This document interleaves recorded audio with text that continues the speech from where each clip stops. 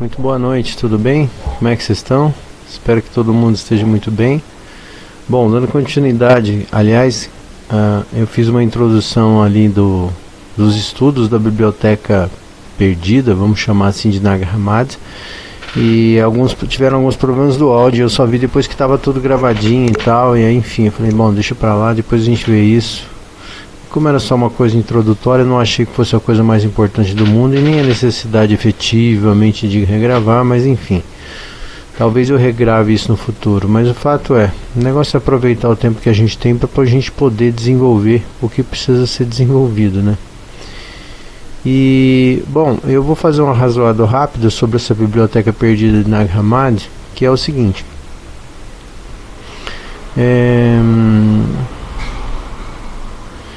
Bom, só para simplificar tudo, é o seguinte, vocês já sabem, eu já comentei em alguns lugares aqui que os evangelhos, né, que chegaram até a gente através da Igreja Católica, né, eles chegaram, mas eles só foram escritos a partir do século III, entre 2 e 3 para frente é que eles foram escritos, ou seja, já fazia um tempo grande e que Jesus havia morrido, obviamente, e a partir disso os evangelhos do Novo Testamento foram escritos. Tanto é que quando você vai ler a Bíblia, o que você vê é Evangelho segundo São Marcos, Evangelho segundo São Lucas, ou seja, por que esse segundo? Porque obviamente eles foram escritos muito tempo depois dos acontecidos.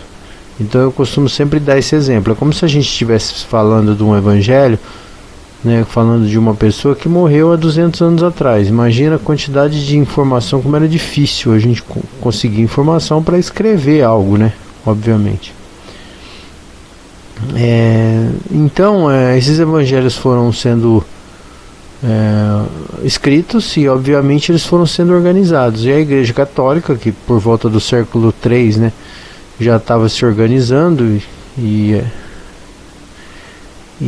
aí obviamente eles foram um grupo de pessoas, na verdade, né, começou a organizar o que seria mais tarde a Igreja Católica, da maneira como a gente entende ela hoje, né, e obviamente apresentando a sua versão do que seria o certo, né.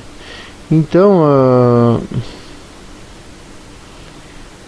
a Bíblia que nós temos hoje é uma coleção de 27 evangelhos que nós temos, né, que é conhecido também como a tradução de São James. Por quê? Porque a Bíblia foi foi traduzida para o latim, depois do latim para o inglês, depois para o italiano e depois chegou no Brasil, né? Acho que a trajetória das traduções foi essa. E aí o que aconteceu basicamente é que nós temos uma coleção de livros, vamos dizer, né, da ortodoxia, ou seja, né, do que seria a versão correta do que seria as visões de Jesus Cristo, e que a igreja decidiu que isso era o correto e ela apresentou, né, e deu continuidade a essa, deu manutenção nessa apresentação para moldar a crença que nós temos hoje. Acontece que para moldar isso, naquele momento existiam muitas vertentes de pensamentos diferentes sobre Jesus Cristo, e como esse grupo se apresentou e resolveu ditar as regras, todas as outras vertentes de pensamento foram perseguidas. Naquele momento, um grupo que se aproximava muito dos cristãos, né, da forma de pensar dos cristãos, era uma corrente de pensamento chamada gnósticos, né? E quem era esse grupo? Esse grupo era um grupo de pessoas, de pensadores, né, que tivessem tido origem lá pela época de Platão, que foi 400 anos antes de Jesus, e que naquele momento, né, no momento em que Jesus estava por ali,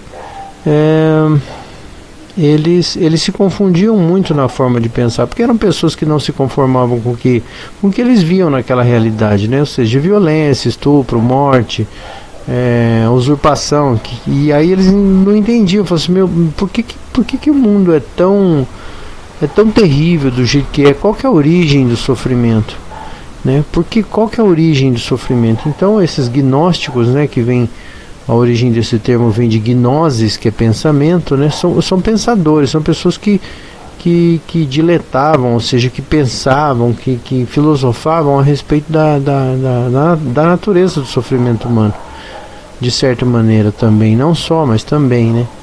E aí, obviamente, esses gnósticos, eles, como eram contemporâneos de Jesus, eles escreveram textos, né?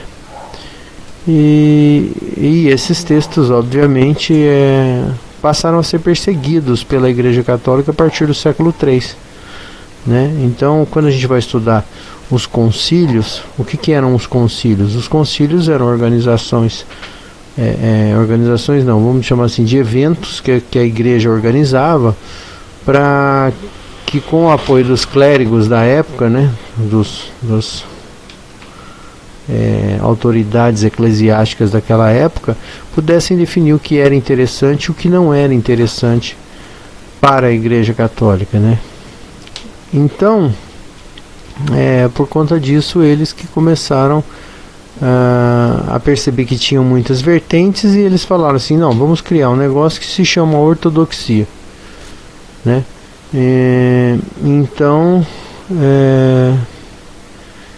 essa ortodoxia é que definia o que era o certo, ou seja, o que a igreja achava que era o certo, e o que não era certo era considerado herético, e sendo herético deveria ser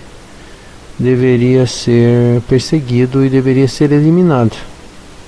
O que aconteceu nesse interim, vamos todo, é que muito recentemente, em 1945 agora, dois lavradores estavam procurando isso lá no Egito, dentro de uma caverna, numa localidade chamada Nag Hammadi. Eles estavam procurando fertilizante dentro de uma montanha para poder plantar as coisinhas deles lá. E aí um deles achou um jarro de barro, e lá dentro existiam, eles ficaram meio receosos de quebrar esse jarro, mas achando que, né, teria alguma maldição, ou poderia ter ouro, ou o que poderia ter ali dentro, né? E aí, quando um deles decidiu quebrar esse jarro, ele descobriu que existiam códices, ou seja, uns cadernos, né, vamos dizer assim, primitivos, vamos chamar assim, né, umas encadernações com muitos textos ali dentro, que a priori eu não sei se eles entenderam, mas esses textos estavam escritos em copta, né, que é um tipo de linguagem dos judeus egípcios. Então, assim, eu não sei se naquele momento, isso eu não pesquisei essa informação, se naquele momento eles entenderam aqueles textos, mas o fato é que esses textos foram para a casa de um deles e ficou por ali parado por um tempo, porque eles não tinham destinação. Então eles tentaram vender no mercado negro, enfim, a coisa foi se arrastando, né, até que em 1975 houve a primeira publicação desses textos, né, dessas traduções. Eles foram identificados, catalogados, traduzidos e publicados em 1975. O detalhe é que esses textos gnósticos, né, que estavam dentro desse jarro de barro, eles mostram a versão, né, e vamos dizer assim, o ponto de vista dos gnósticos a respeito dos ensinamentos de Jesus, talvez com uma diferença, que muitos desses textos provavelmente, né, foram escritos enquanto provavelmente Jesus ainda caminhava sobre a terra. Não se tem certeza disso, mas é bem provável que esse conhecimento gnóstico seja mais próximo dos ensinamentos de Jesus. O fato é que eles são muito polêmicos, eles são muito chocantes, né? porque dentro dessa ortodoxia, ou seja, dentro dessa verdade que a Igreja Católica contou para nós até hoje, e o que a gente chama de verdade, né, do que está na Bíblia é verdade, a gente acaba percebendo que na verdade é uma face da verdade, é um olhar a respeito do que seria a pessoa de Jesus. E obviamente as informações trazidas nesses evangelhos que foram publicados em 1975, né, através das anotações gnósticas, ou seja, desse grupo de pessoas que buscavam o conhecimento à época de Jesus, trazem uma visão muito diferente da Bíblia Católica conhecida. Então a ideia aqui dessa playlist é obviamente, né, que ela vai começar agora. Nós vamos ler o texto e eu vou fazer alguns comentários a respeito do texto, tá?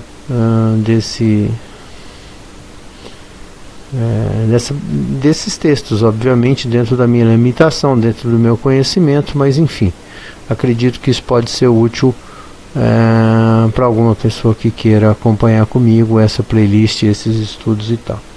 E até porque é uma forma também de eu registrar essas informações e de eu aprofundar o meu conhecimento a respeito de religião e de credo e desse tipo de coisa. Mas voltando à história da polêmica que esses evangelhos trouxeram, por exemplo, são coisas realmente muito diferentes. A própria tradutora que apresentou, que fez a introdução, né, desse livro, ela disse o seguinte, ela falou assim: nossa, pela primeira vez nós vamos ouvir as vozes daqueles que foram calados por eles mesmos. Ou seja, né, estes textos que obviamente estavam sendo perseguidos para serem destruídos, né, eles foram escondidos sistematicamente em um jarro para que não fossem destruídos, e agora eles vieram à tona. Então, a partir disso, nós temos aqui agora uma tese que pelo menos nós temos uma nova visão do cristianismo a partir de 1975, e eu acho que é de bom tom que a gente divulgue da melhor maneira possível essa informação, para que mais pessoas tenham acesso a esse conteúdo e obviamente comece aí as suas pesquisas sobre o assunto, né?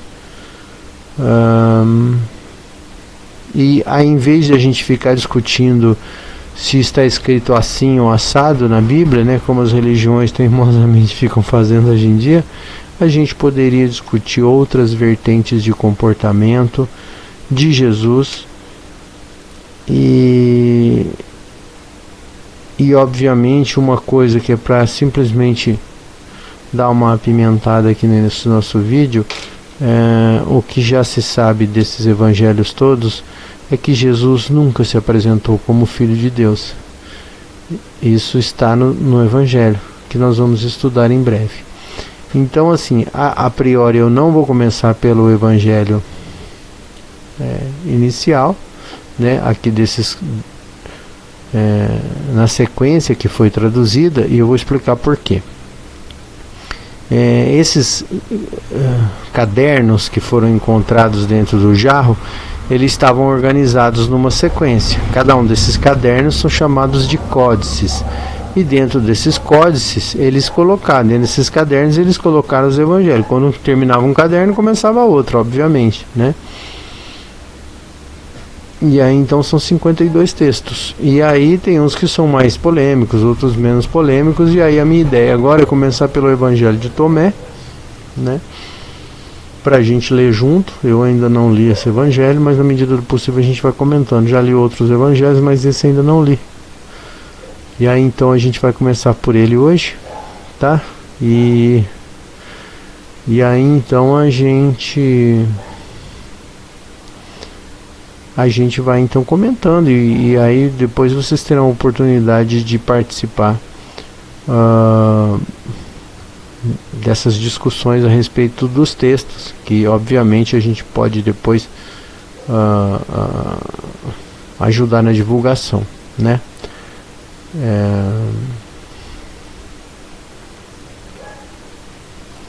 Certo? Então vamos lá, eu vou começar assim: Introdução aos Evangelhos Gnósticos, por Elaine Pagels. Em dezembro de 45, um camponês árabe fez uma descoberta arqueológica surpreendente no Alto Egito. Peraí, só um segundo. No Alto Egito. Rumores obscureceram as circunstâncias dessa descoberta, talvez porque a descoberta foi acidental e a sua venda no mercado negro ilegal. Por anos, até mesmo a identidade do descobridor permaneceu desconhecida. Um rumor dizia que ele era um vingador de sangue, outro que ele havia feito a descoberta perto da cidade de Naj Hammadi, em Jabal al-Tarif, uma montanha com mais de 150 cavernas. Originalmente naturais, algumas dessas cavernas foram cortadas, pintadas e usadas como túmulos, já na sexta dinastia, cerca de 4.300 anos atrás. Certo? 30 anos depois, o próprio descobridor, Muhammad Ali al-Saman, contou o que aconteceu. Pouco antes de ele e seus irmãos vingarem o assassinato do pai em uma rixa sangrenta, eles selaram os seus camelos e foram até Jabal para cavar sabak, acho que é assim que fala, um solo macio que eles usavam para fertilizar as suas plantações. Cavando ao redor de uma pedra enorme, eles bateram em um jarro de barro vermelho com quase 1 metro de altura. Muhammad Ali hesitou em quebrar o jarro, considerando que um djinn, não sei se é assim que diz, ou espírito poderia viver lá dentro, mas percebendo que também poderia conter ouro, ele levantou a sua enxada, quebrou o jarro e descobriu dentro deste 13 livros de papiro, encadernados em couro. Retornando à sua casa em Al-Khazar, deve ser Al-Khazar, Muhammad Ali jogou os livros e as folhas de papiro na palha empilhada no chão ao lado do forno. A mãe de Muhammad, Ahmad, admite que queimou grande parte do papiro no forno junto com a palha que usou para acender o fogo. Algumas semanas depois, como Muhammad Ali conta, ele e seus irmãos vingaram a morte do pai assassinado, Ahmed Ismail, e a mãe deles haviam avisado os filhos para manterem as picaretas afiadas. Quando souberam que o inimigo do pai estava por perto, os irmãos aproveitaram a oportunidade, cortaram seus membros, arrancaram seu coração e o devoraram entre eles como o máximo de uma vingança de sangue. Temendo que a polícia que investigava o assassinato revisitasse a casa e descobrisse os livros, Muhammad Ali pediu ao padre Al-Qamus Basilius Abd al-Mazi, acho que é assim que fala, que guardasse um ou mais para ele. Durante o tempo em que Muhammad Ali e seus irmãos estavam sendo interrogados pelo assassinato, Hagib, um professor de história local, viu um dos seus livros e suspeitou que ele tinha valor. Tendo recebido de Al-Qamus Basilius, Hagib o enviou a um amigo no Cairo para descobrir o seu valor. Vendidos no mercado negro por negociantes de antiguidades no Cairo, os manuscritos logo atraíram a atenção dos funcionários do governo egípcio. Por circunstâncias de grande drama, como veremos, eles compraram e confiscaram 10,5 dos 13 livros encadernados em couro, chamados Códices, e os depositaram no Museu Copta do Cairo. Mas uma grande parte do 13º Códice, contendo 5 textos extraordinários, foi contrabandeada para fora do Egito e oferecida para venda na América. A notícia desse código logo chegou ao professor Gilles Quispel, distinto historiador da religião em Utrecht, na Holanda. Animado com a descoberta, Quispel pediu à Fundação Jung, em Zurique, que comprasse o códice. Mas descobrindo, quando conseguiu, que algumas páginas estavam faltando, ele voou para o Egito na primavera de 1955 para encontrá-las no Museu Copta. E aí vai contar a história, certo? que obviamente depois eu convido vocês a pesquisarem aí, né? Obviamente a gente divulgar os textos, aí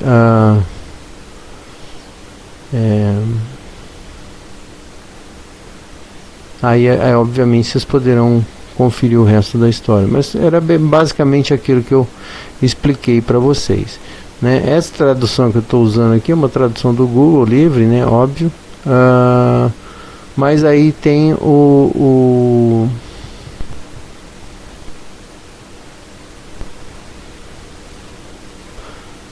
tem que passar a informação para vocês que é do tradutor, né? Que é um projeto da Livraria Gnóstica Copta, né? Porque agora esse acervo faz parte do Museu Copta, né? E tá lá, pelo menos está lá, tudo organizado, bonitinho. E o pesquisador, né, que é o tal do J.M. Robinson, fez essa edição a terceira edição saiu em 1988, tá? A primeira em 1975, né? A segunda acho que em 79 e a terceira agora em 88, tá bom? Então assim, só vou colocar rapidamente o que é gnosticismo, que é gnose e gnosticismo são ainda termos um tanto arcanos, embora nas últimas 2 décadas as palavras tenham sido cada vez mais encontradas no vocabulário da sociedade contemporânea. Gnose deriva do grego e conota conhecimento, ou o ato de conhecer, né? É isso aí. A língua grega diferencia entre conhecimento racional, proposicional e a forma distante de conhecimento obtida não pela razão, mas pela experiência ou pela percepção pessoal. E esse último conhecimento obtido da experiência de uma centelha interior de compreensão que substitui a gnose. Difícil esse texto aqui, né? Mas basicamente o que ele está dizendo aqui é que da origem da palavra gnose, né? Do termo gnose, né? Aqui está escrito que gnose é conhecimento, obviamente a origem é conhecimento, tem tudo a ver com conhecimento. E diz aqui ainda, no primeiro século da era cristã, esse termo gnóstico começou a ser usado para denotar um segmento proeminente da nova comunidade cristã diversa. Por quê? Quando Jesus, né, comentário, porque quando Jesus ainda coabitava aqui em Jerusalém, em Nazaré, aquela região toda, o que acontece? Muitos pensamentos e muitas vertentes cristãs eram colocadas, não existia uma só versão, existiam várias, muitas delas, né? E aí está o que diz aqui, entre esses primeiros seguidores de Cristo, parece que um grupo de elite se delineou da grande família da igreja ao reivindicar não apenas uma crença em Cristo e a sua mensagem, mas um testemunho especial ou a experiência reveladora do divino. Foi essa experiência, essa gnose, que assim alegavam esses gnósticos, né, separou o verdadeiro seguidor de Cristo dos seus semelhantes, né? Ou seja, eles eram pessoas que estavam pensando sobre os fatos, vamos dizer assim, cristãos, né? Ou seja, eles viam as coisas acontecer, eles entendiam, enfim, e relacionando tudo isso, eles tinham um entendimento, porque obviamente, como eu já disse, eles tinham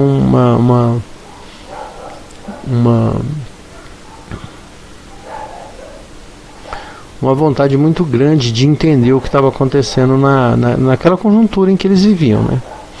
Aqui tem outra coisa que é importante, que é a Igreja Católica Ortodoxa foi profunda e profundamente influenciada pela luta contra o gnosticismo nos séculos 2 e 3.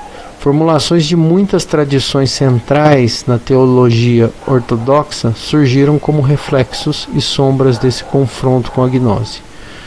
Mas no final do século IV, a luta com o gnosticismo clássico estava essencialmente encerrada. a eclesia ortodoxa, ou seja, a igreja, né, em evolução, havia adicionado a força da correção política e denúncia dogmática. O que ele está dizendo assim? Que a igreja, até o século IV, ela já tinha poder de polícia, e por conta disso ela tinha o direito de perseguir e punir e eliminar qualquer pessoa que dissesse que o que eles estavam falando não estava totalmente certo. Então, a partir do século IV, que assim, nós tivemos no século IV o Concílio de Nicéia, que acho que foi em 325, Nicéia, acho que cidade da Itália, e ali eles fizeram um concílio, fizeram uma reunião, e ali eles definiram as bases então do que seria a Igreja Católica. E aí, obviamente, nesse momento, todo mundo que falasse qualquer coisa que não estivesse de acordo com a igreja seria perseguido, morto, punido e por aí vai. Tá bom? Então é por isso que, como esse pessoal gnóstico provavelmente era da paz, eles estavam mais preocupados em diletar, em filosofar, eles não estavam pensando em guerra. E por conta disso eles acabaram sucumbindo à força policial da igreja naquele momento. Tá vendo? Então assim continua aqui e diz o seguinte: o gnosticismo no século IV, que talvez já tivesse passado do auge, foi erradicado, seus professores restantes assassinados ou levados ao exílio e seus livros sagrados destruídos. Tudo que restou para os estudiosos que buscavam entender o gnosticismo nos séculos posteriores foram as denúncias e fragmentos preservados nas heresiologias patrísticas, ou assim parece, até um dia em 1945. Ou seja, provavelmente existiram cartas, comentários que falavam: isso aqui é herético, ou seja, isso aqui, né? Ou seja, essas heresiologias patrísticas provavelmente eram esses estudos que esses nobres faziam para punir, obviamente, quem falasse que a Igreja Católica estava errada. Tá certo? Eu sei que esse comecinho aqui está um pouquinho denso, mas daqui a pouco a coisa vai ficar melhor. Tá bom? É porque eu, na verdade, quero passar logo essa parte, porque obviamente isso aqui pode ser lido, né? Obviamente com mais calma e entendido, obviamente profundamente por você, em qualquer tradução mais simples, tá bom? Bom, vamos ver aqui então onde é que está o... Aí nós temos aqui dos códices, né? E o Evangelho de Tomé está no Códice 1, né? Ou seja, no primeiro livro, né, nós temos aí, eu vou ler aqui para depois a gente estudar, obviamente, talvez a gente pegue outros, né? Outros evangelhos e outras coisas aqui para ler desse códice primeiro, né? Mas esse códice 1, que é também conhecido códice Jung, por quê?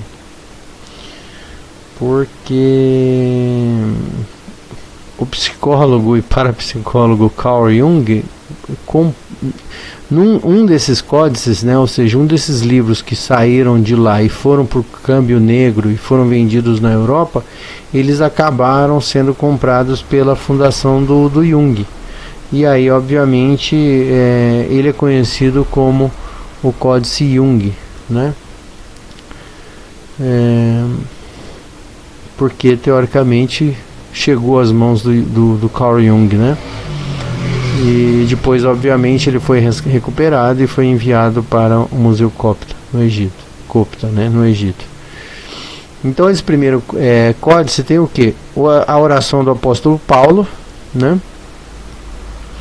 O apócrifo de Tiago. Ou seja, o que é um apócrifo? Apócrifo é assim: quando organizaram a Bíblia, tinha um número X de evangelhos, e cada vez que a igreja se organizava e ela se organizava para decidir o que servia e o que não serviria para a Bíblia, ela fazia o seguinte, ela falou assim, tira esse livro não nos interessa, então bota fora, ou seja, apócrifo é aquele que foi tirado, né? Então nós temos o apócrifo de Tiago, né? Que teoricamente é o livro do apóstolo Tiago, que não interessava a igreja naquele momento. O Evangelho da Verdade, o Tratado da Ressurreição e o Tratado Tripartite, certo? Eu falei, eu vou fazer uma errata aqui, né? Vou corrigir. O Evangelho de Tomé está no Códice 2, tá? Códice 1 é o Códice do Jung, e o Códice 2 é onde está o Evangelho de Tomé, que é por onde a gente vai começar. E aí o primeiro livro desse Códice 2 é o Apócrifo de João, ou seja, o livro de João que foi tirado da Bíblia, né, da igreja, que não serviu para a igreja católica, né? O Evangelho de Tomé, o Evangelho de Filipe, a Hipóstase dos Arcontes sobre a origem do mundo, a Exegese da Alma e o livro de Tomé, o Contendor, tá? Então a gente vai ler, começar os estudos por esse Evangelho de Tomé, tá? E depois a gente continua os estudos. O Evangelho de Tomé são cerca de 20 páginas que nós vamos começar a partir de agora, tá bom? Vamos lá então? Vamos lá então. Deixa eu só aqui colocar na página específica.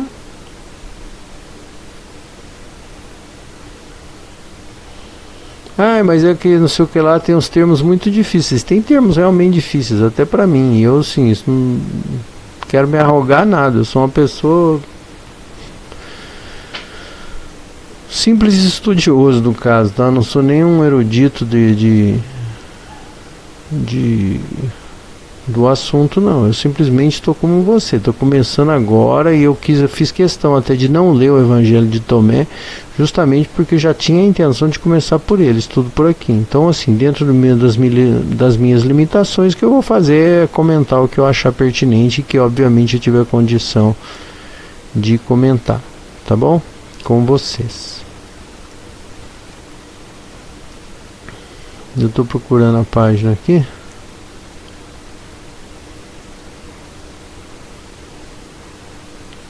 Mas porque tem uma questão de... O número de página não está correto. Então estou tendo que procurar no braço aqui. Mas aguenta aí que a gente já acha.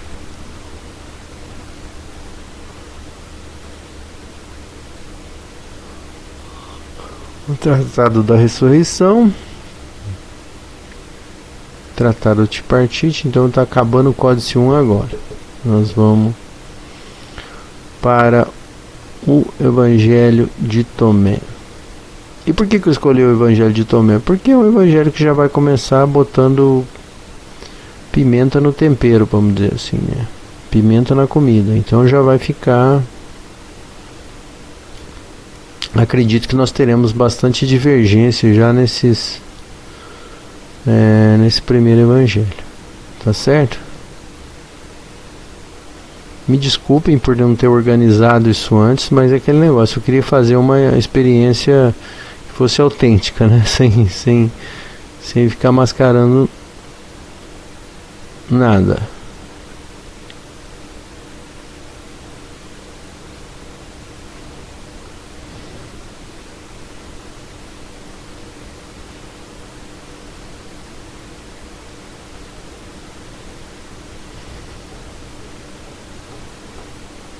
É porque ele fala aqui que eu deveria estar na página 32, eu já passei da 70. Aqui, Códice 2, abriu o Apócrifo de João, então é o próximo livro agora. O próximo Evangelho.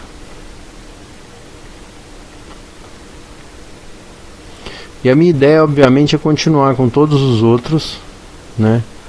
E aí a gente vai estudando na medida do possível, a gente vai lendo. Tá legal?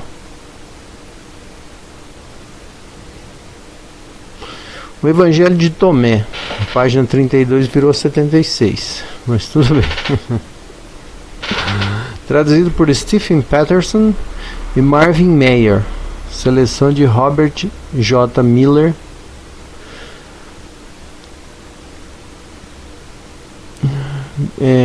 Publicado em 1992 e 1994.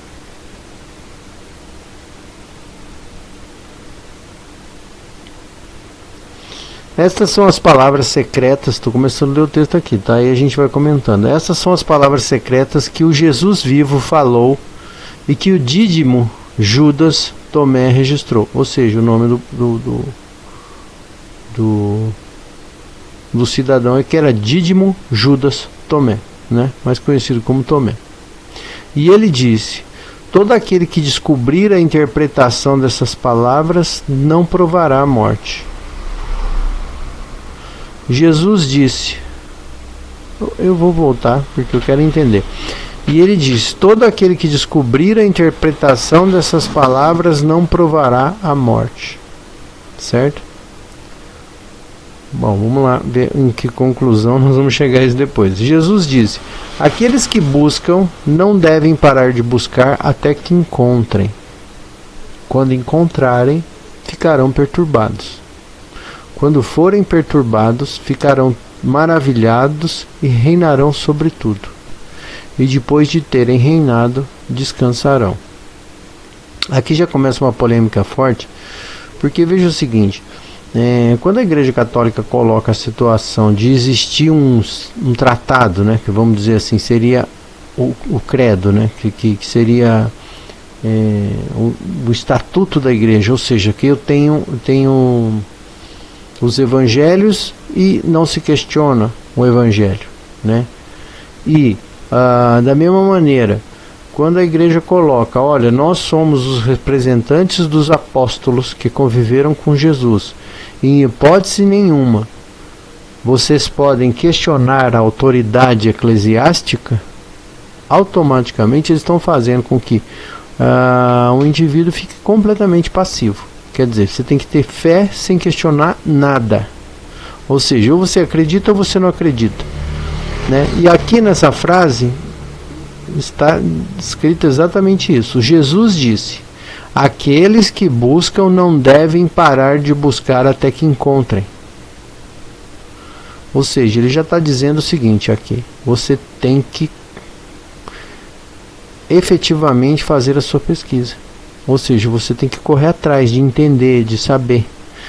Talvez seja uma busca pessoal, enfim, do evangelho, mas você não pode parar de pesquisar. Aqueles que buscam não devem parar de buscar até que encontrem. Quando encontrarem, ficarão perturbados. Ou seja, quando você descobre uma novidade, você fica realmente: não, mas isso não é verdade, não é? Que meu Deus, o que é isso? Quando forem perturbados, ficarão maravilhados e reinarão sobre tudo. E depois de terem reinado, descansarão. Ou seja, provavelmente, né, você vai viver a vida plena e vai morrer depois. Aí vem, Jesus disse: se os vossos líderes vos disserem, olha, o reino do Pai está no céu, então as aves do céu vos precederão. Se vos disserem, está no mar, então os peixes vos precederão. Ou seja, ele está dizendo uma questão aqui de hierarquia, né? Se, por exemplo, se Deus está no céu, então o que é os passarinhos? Os passarinhos são a coisa mais importante. Se está no mar, então os peixinhos são mais importantes. Se os peixinhos vivem dentro do mar, ou seja, se os pássaros vivem no céu, eles estão muito próximos de Deus. Se os peixinhos estão no mar, estão muito perto de Deus. Então, o que ele quer dizer com isso? Obviamente que você teria uma autoridade nesses seres, certo? Mas aí continua: em vez disso, o reino do Pai está dentro de você e fora de você. Ou seja, está dizendo que Deus não está na igreja, Deus não está em lugar nenhum, Deus está dentro de você, certo? É isso que ele está dizendo. Vou ler tudo de novo agora para ver se a gente consegue entender melhor.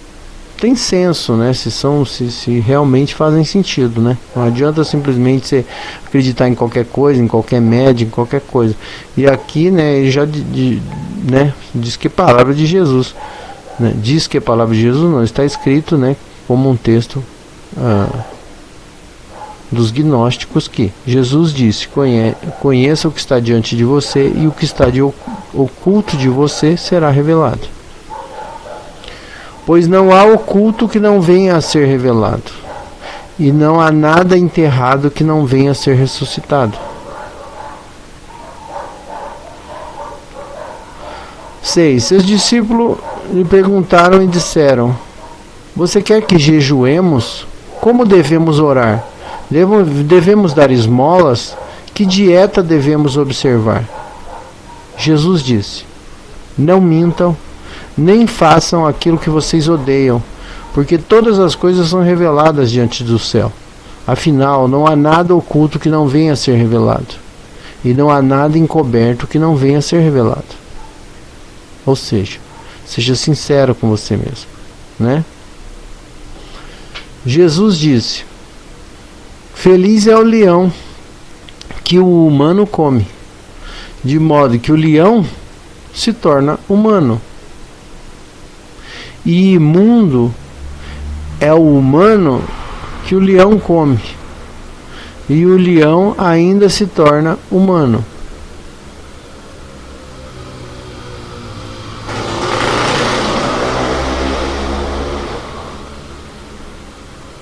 Feliz é o leão que o humano come, de modo que o leão se torna humano.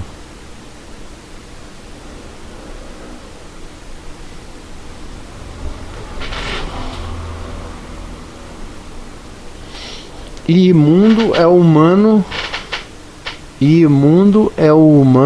que o leão come. E o leão ainda se torna humano. Parábola doida essa aqui. Não sei se eu entendi. E ele disse: a pessoa é como um pescador sábio que lançou sua rede ao mar e a puxou do mar cheia de peixinhos. Entre eles, o pescador sábio descobriu um peixe grande e fino.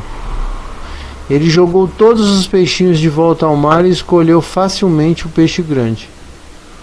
Qualquer um aqui com 2 bons ouvidos é melhor ouvir. O que ele quer dizer com isso? Que obviamente você tem que procurar o que é melhor, né? Selecionar o que é melhor. Sempre você vai ter que selecionar o que é melhor, né? É natural você selecionar o que é melhor, né? Jesus disse: vejam, o semeador saiu, pegou um punhado de sementes e espalhou elas. Algumas caíram na estrada e os pássaros vieram e as recolheram. Outras caíram na rocha e não criaram raízes no solo e não produziram espigas de grãos. Outras caíram nos espinhos e eles sufocaram as sementes e os vermes as comeram. E outras caíram em boa terra e produziram uma boa colheita. Rendeu 60 por medida e 120 por medida.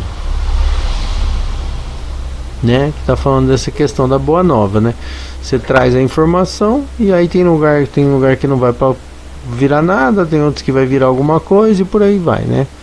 Cada um segundo o lugar em que caíram. Jesus disse: eu lancei o fogo sobre o mundo e veja, estou aguardando até que ele queime. Ou seja, eu trouxe uma boa nova e eu estou esperando o momento em que ela se espalhe o máximo possível, né? Jesus disse: este céu passará e aquele que está acima dele passará. Isso eu não entendo. Posso até fazer dar um palpite, mas eu não entendo. Os mortos não estão vivos e os vivos não morrerão. Durante os dias em que comiam o que é morto, vocês fizeram reviver. Quando vocês estiverem na luz, o que farão? No dia em que vocês eram um, vocês se tornaram 2. Mas quando vocês se tornarem 2, o que farão?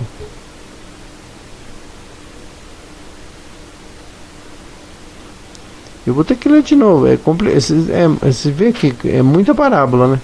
Os mortos não estão vivos e os vivos não morrerão. Todos os dias em que comiam o que é morto, vocês o fizeram reviver.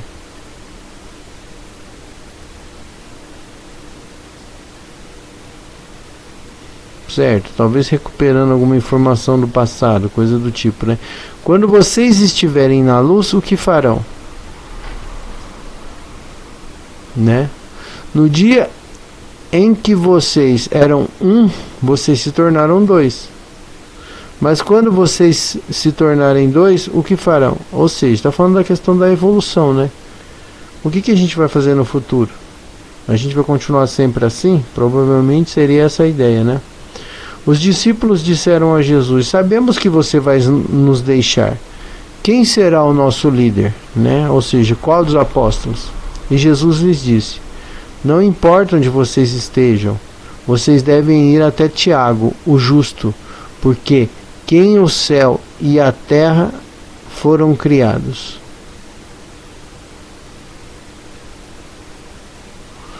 Os discípulos disseram a Jesus: sabemos que você vai nos deixar. Quem será o nosso líder? Uma pergunta direta. Jesus disse: não importa onde vocês estejam, vocês devem ir até Tiago, o justo. Porque por quem o céu e a terra foram criados? Por Deus. Então a gente deve buscar Deus, né? Jesus disse aos seus discípulos: comparem-me com alguma coisa e digam-me como sou. Simão Pedro lhe disse: tu és um mensageiro justo. Mateus lhe disse: você é um sábio filósofo. Disse-lhe Tomé: mestre, minha boca é incapaz de descrever como tu és. Jesus disse: eu não sou seu professor, porque você bebeu, você ficou embriagado pela fonte. Eu não sou seu professor, porque você bebeu, você ficou embriagado pela fonte borbulhante que eu cuidei. Ou seja, ele está dizendo: olha, quando eu trouxe a boa nova, você ficou confuso. Então assim, eu não tenho capacidade de ser seu professor, eu só causei a turbulência. Agora, o que você vai fazer a partir de é um problema seu, né? Você vê que ele transfere a responsabilidade para o indivíduo, né? Ele o tomou e se retirou, e falou 3 palavras para ele. Quando Tomé voltou para os seus amigos, eles lhes perguntaram: o que Jesus te falou? E Tomé respondeu-lhes: se eu vos contar uma das palavras que ele me disse, pegareis em pedras e me apedrejareis, e sairá fogo das pedras e vos devorará. Ou seja, ele não queria contar, né? Jesus lhes disse: se vocês jejuarem, trarão pecado sobre vocês. Se orarem, serão condenados. E se derem esmolas, prejudicarão seus espíritos. Quando vocês forem a qualquer região e andarem pelos campos, quando as pessoas os receberem, comam o que lhes servirem e curem os doentes entre eles. Afinal, o que entra pela boca não o contaminará, pelo contrário, é o que sai da sua boca que o contaminará.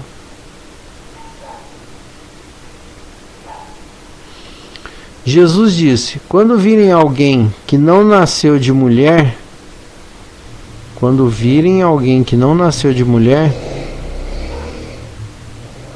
prossigam com o rosto em terra e adorem. Aquele é o seu Pai. Ou seja, está falando de Deus, né? Jesus disse: todas as pessoas...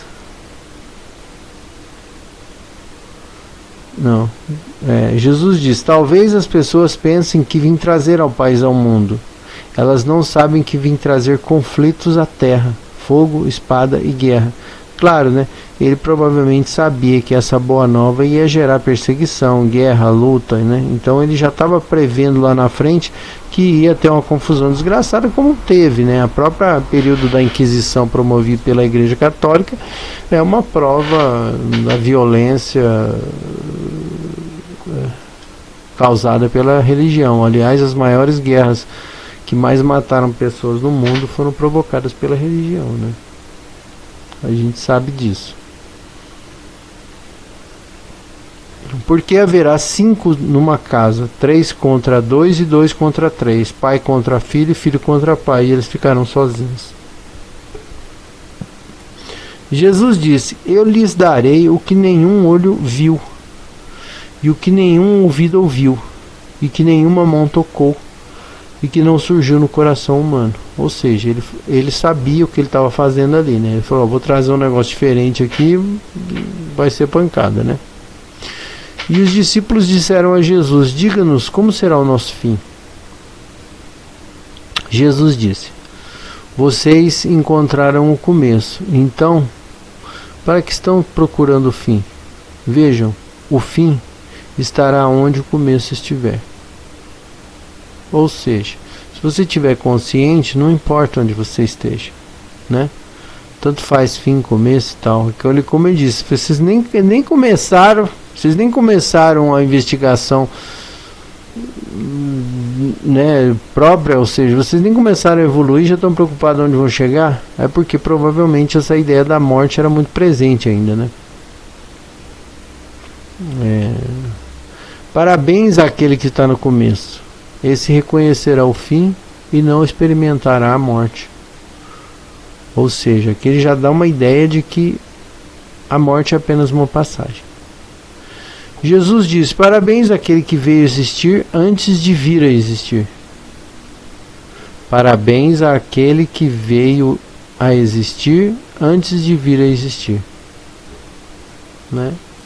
Provavelmente querendo dizer: olha, que ótimo que você acordou agora, vamos dizer assim, né? Se vocês se tornarem meus discípulos e prestarem atenção às minhas palavras, essas pedras lhes servirão. Pois há 5 árvores no paraíso para vocês, elas não mudam, nem no verão e nem no inverno, e suas folhas não caem. Quem as conhece não provará a morte. Ou seja, ele está falando: eu estou falando que é verdade, vocês sigam a verdade, que vocês estão bem, né? Os discípulos disseram a Jesus: diga-nos como é o reino dos céus. E ele lhes diz: é como um grão de mostarda, a menor de todas as sementes, mas quando cai em solo preparado, produz uma grande planta e se torna um abrigo para os pássaros do céu.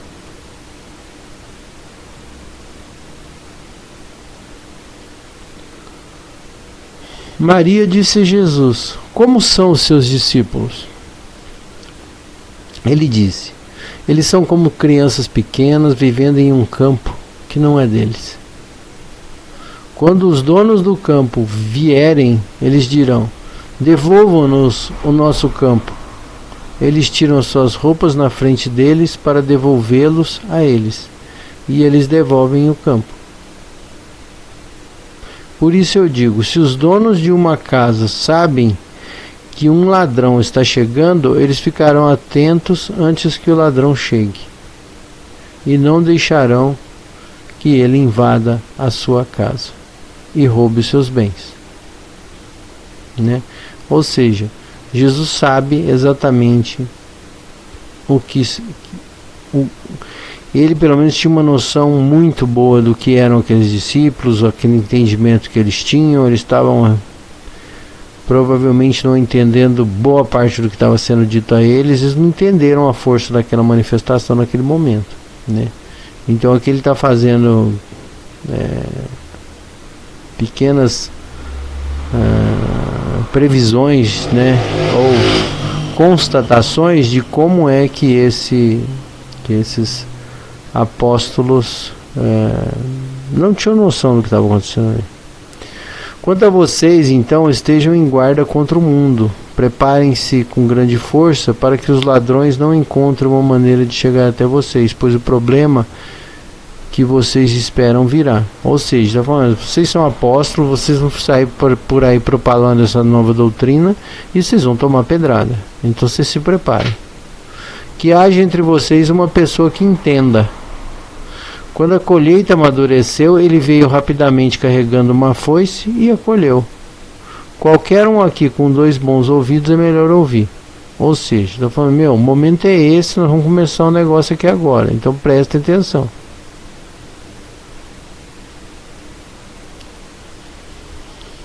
Vou ler mais 2 só e a gente termina aqui, tá? Jesus viu alguns bebês mamando e ele disse aos seus discípulos: esses bebês mamando são como aqueles que entram no reino do Pai, né? Ou seja, as crianças vão para o céu. Eles lhe disseram: então entraremos no reino do Pai como bebês?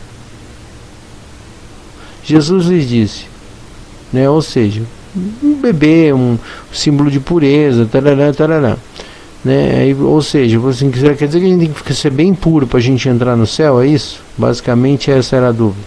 Jesus lhe disse: quando fizerdes dos dois um, e quando fizerdes o interno com o externo e o externo com o interno, e o superior com o inferior, e quando fizerdes o macho e a fêmea em um só, de modo que o macho não seja macho nem a fêmea seja fêmea, quando fizerdes olhos no lugar de um olho, e mão em lugar de uma mão, e o pé em lugar de um pé, e a imagem no lugar de uma imagem, então estareis no reino. Ou seja, quando vocês fizerem as coisas certas, do jeito que tem que teoricamente, né, vamos dizer assim, gerariam vibrações que são consonantes com esse reino que eles almejavam, ou seja, quando vocês estiverem purificados, obviamente vocês já estarão no reino dos céus.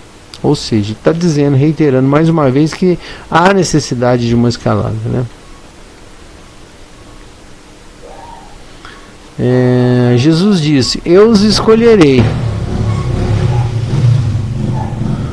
um entre 1000 e 2 entre 10.000, e eles permanecerão como um só. O que ele quer dizer aqui? Não é todo mundo, né?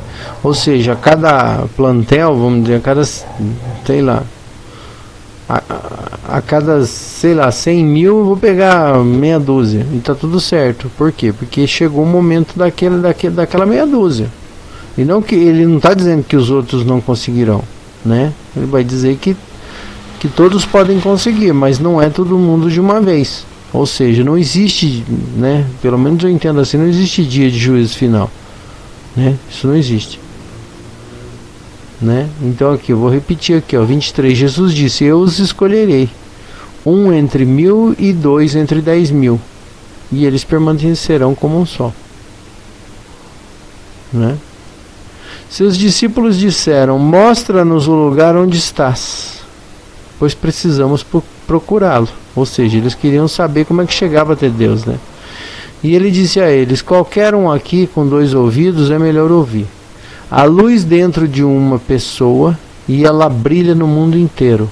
Se ela não brilha, ela é escuridão. Viu o último? Agora eu vou ler o último, não, 25. Jesus disse: ame seus amigos como a sua própria alma, e proteja com a pupila do seu olho. Ame seus amigos como a sua própria alma, e proteja-os como a pupila do seu olho. Então,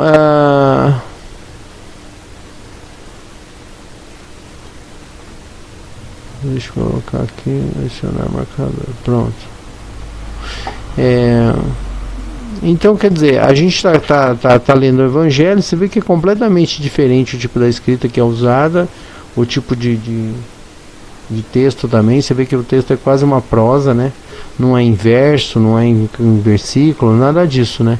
Quase um texto em prosa, porque muitas dessas frases provavelmente foram colhidas da própria boca de Jesus, e não que alguém tenha dito que ele disse que não sei o que, né? Então